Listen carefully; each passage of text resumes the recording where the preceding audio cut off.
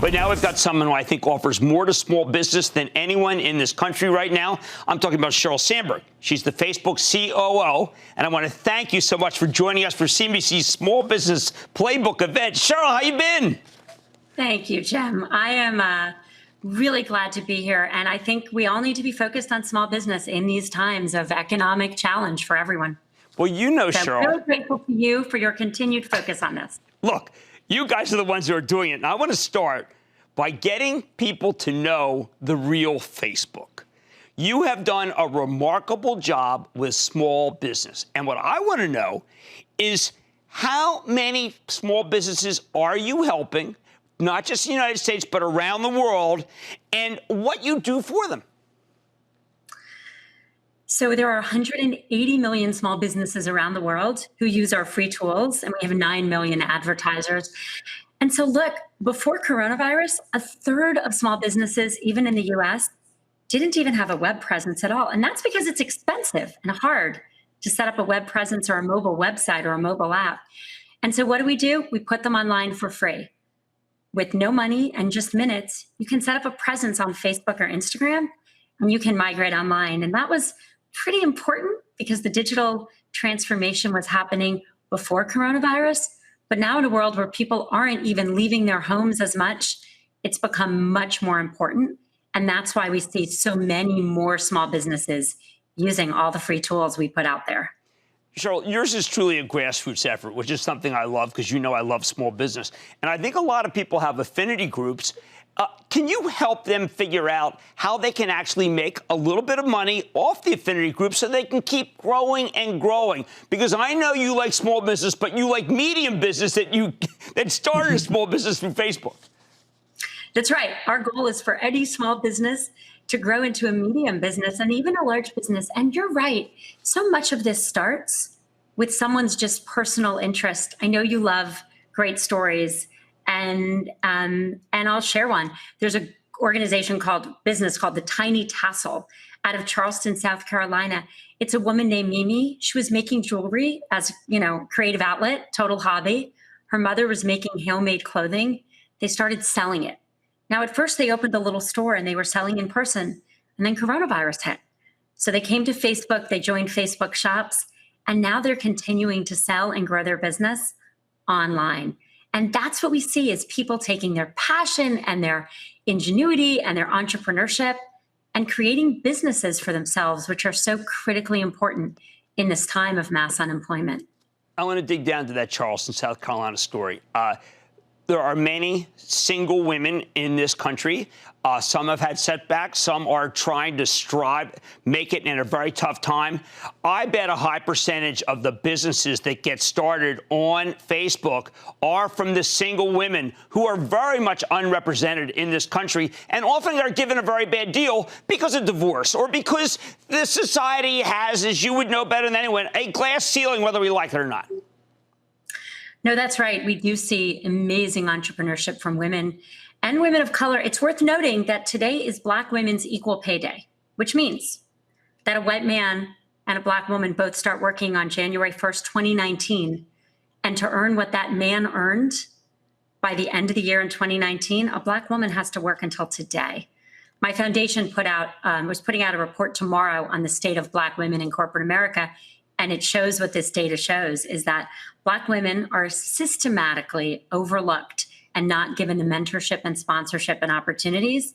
And we need to fix that. And I think one of the reasons you love small business and I love small business is there's no corporate hierarchy in a business you start. You are in charge. You can make those decisions. And at Facebook, our goal is to give you the tools you need to make it as affordable and easy as possible. Well, you know I challenged you and your CEO, Mark Zuckerberg, to do more for minorities. I didn't really have to challenge because it was in your DNA. But if you could talk, you mentioned your foundation, but the company has specifically earmarked a lot of money for minorities. It's not talked about. Talk about it. No, that's right. We did our first grant program after coronavirus. We did $100 million for small businesses globally. $40 million went to the U.S.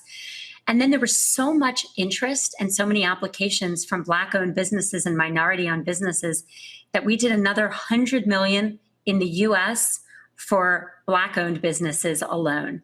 And that's going to small businesses, to nonprofits that serve the Black community, and to Black creators.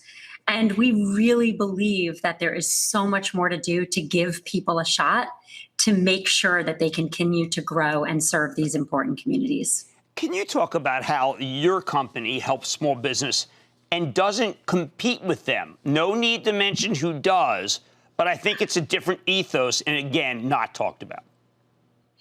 Yeah, I mean, look, our business is small business.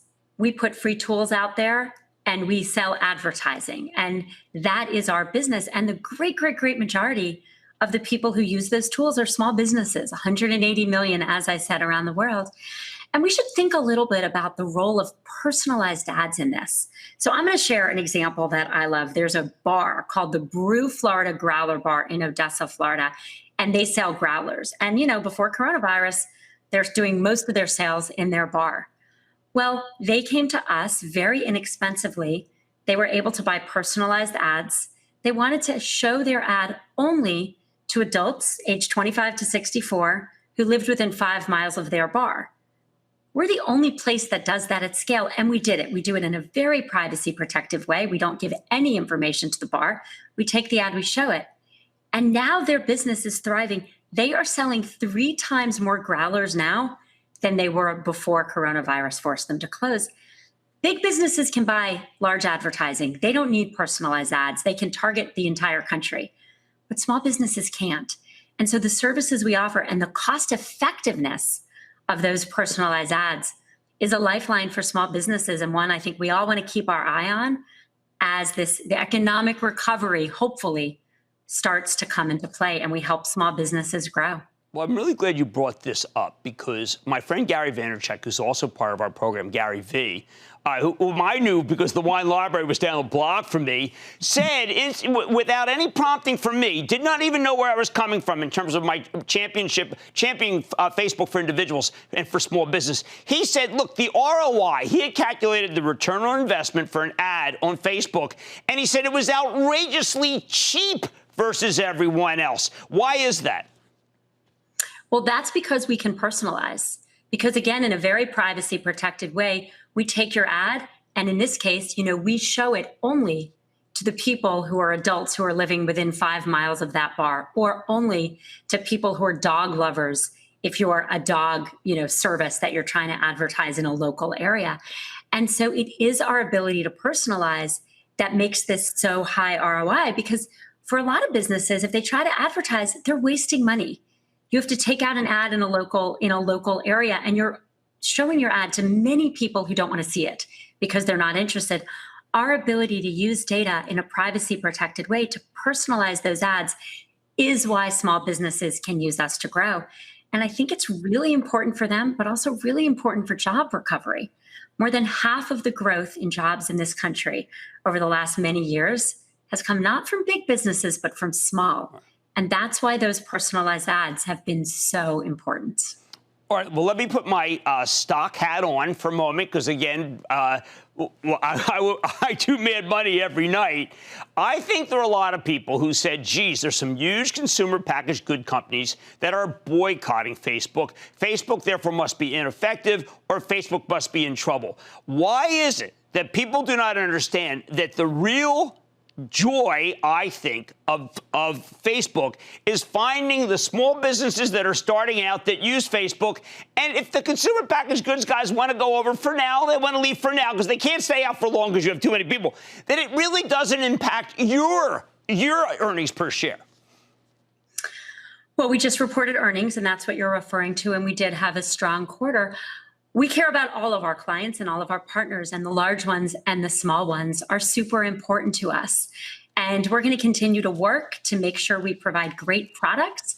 Those products should work across the spectrum of businesses as we continue to grow our business, but more importantly, continue to grow the business of our clients out there, most of which are, as you say, small businesses. I get confused by the political narrative. For instance, the candidate running for the Democratic Party, Joe Biden, and now his running mate, Kamala Harris. I bet both are sensational people.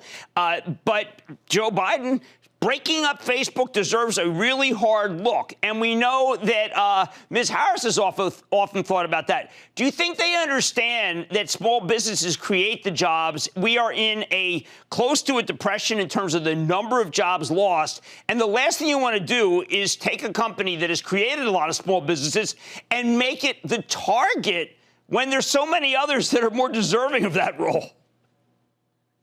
Well, we know that there's real concern about the size and the power of the American tech companies, both here in our own country and also around the world. And it's our job to work with anyone who's in office, whether they're in the Senate or anywhere around the world, to address those concerns. We do think the size of what we offer is part of why we can help so many small businesses grow. And we are a platform company, and we are a platform on which small businesses are powered. And we're going to continue to focus on that, make massive investments. And it is helpful that we have the resources to make those investments to continue to grow small businesses around the world.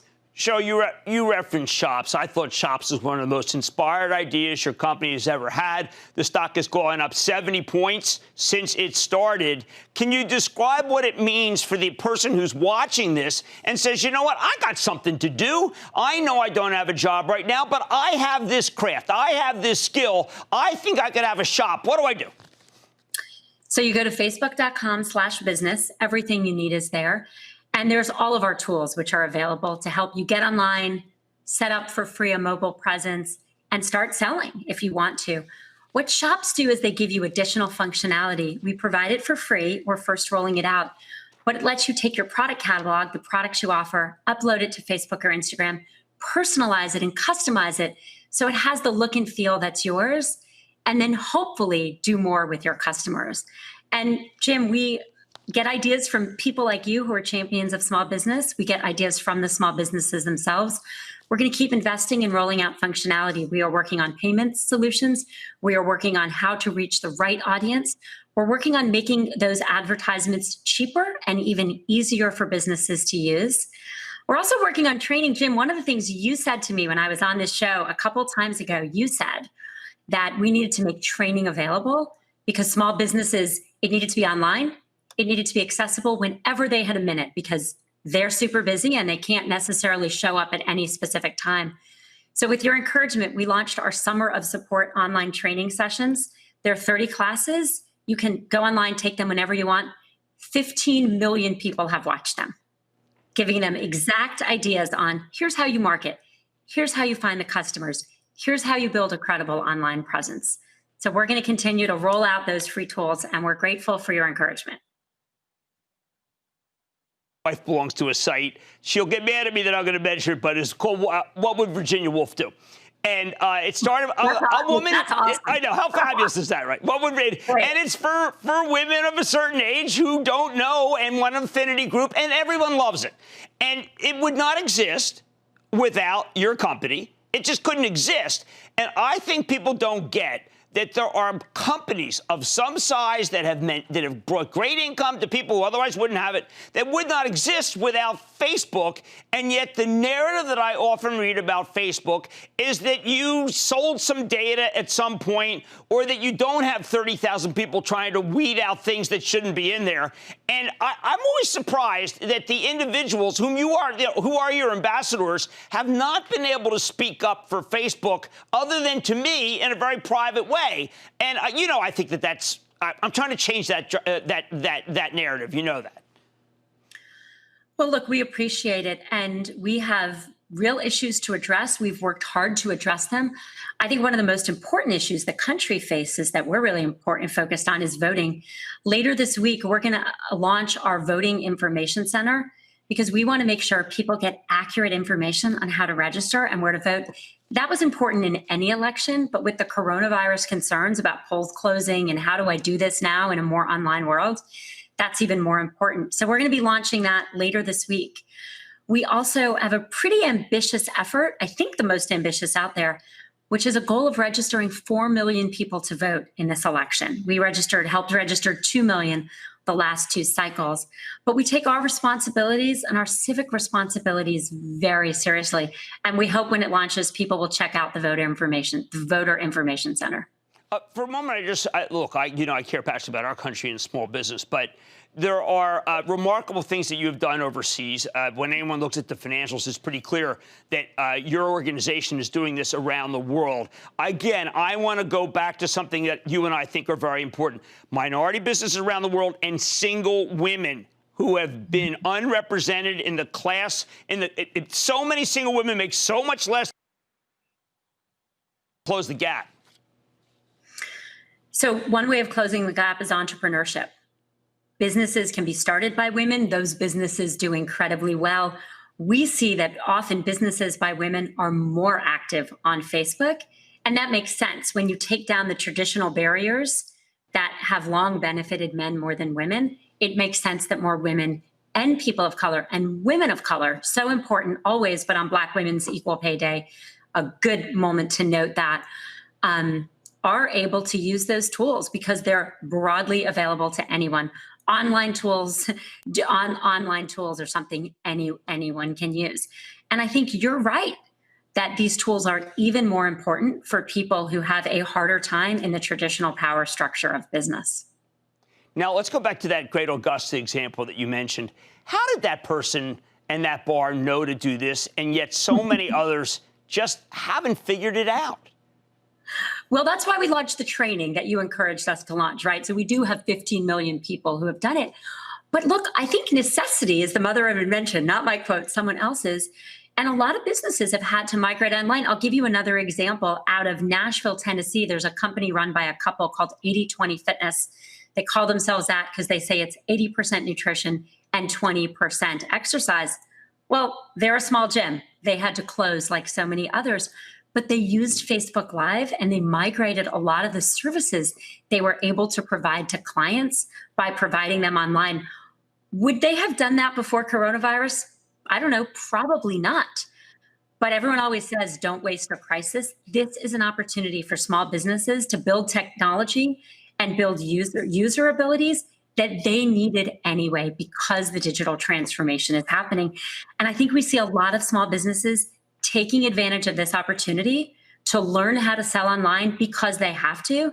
But I think that those are skills that are really going to serve them well going forward, even once, hopefully soon, the world comes back to normal. One of my other favorite companies that does similar things to you, Constellation Brands, which is Modelo and Corona, has decided the minority population is so underserved in this country that if someone in the minority population has a great idea for a drink, they will help fund that company. Have you ever thought perhaps about funding or helping to fund some minority companies that otherwise might not be able to get started that could grow? So we've definitely talked about financial support for small business. The form it's taken for us to date has been grants, with our original $100 million for coronavirus and then our $100 million for Black businesses and nonprofits in the U.S. But we are really looking for ways to continue to invest in small businesses.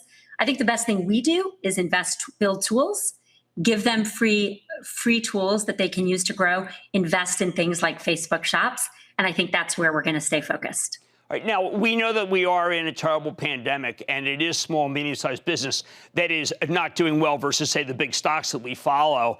What advice do you have in general for our country about what to do about small, medium-sized business? Because you know we've got a jam up in Washington. Which side you're on, I don't care. You're on the nation's side. What can they do in Washington to help the very clients that we're talking about? Well, obviously, we need to provide the financial support that people and businesses need, and that's something our government has to do. And you also asked, what can we all do? Well, I think we can all support small businesses, because even though our shopping patterns may have changed, we're still buying our food. We're still buying the basic things we need. And I think making sure we support the local businesses around us as consumers is great. You can also spread the word. When you have a great experience with a product or a service, particularly if it's one your friends don't know about, that's a great time to post. You can do that on Facebook and Instagram, or old-fashioned call them up, but help small businesses. We also did something else. We launched during this donations for small businesses. We've had donations for a long time for nonprofits. People do birthday fundraisers for nonprofits they love. I never really thought we would launch donations for small businesses, but we did, because people want to donate to the small businesses in their community, and gift certificates. We launched that too. Gift certificates are a way that you can pay now for a service you can get later when businesses open up. And for those who have the ability, it's a really nice way to support a business and say, I want to make sure you're still there when these businesses can open up. There's a lot every single person can do. Well, Sheryl, as someone who is a small business supporter and also a small business person who's blessed to be able to have another job, I think I'm going to go to donations today with my wife, Lisa, and figure out who else we can help who are less fortunate. Sheryl Sandberg, Facebook COO, thank you so much for joining us. CNBC Small Business Playbook event. Great to see you. Thank you for having me. Back to you, Tyler. Jim, thank you very much. Sheryl Sandberg, thank you very much. And Jim, we really appreciate your time.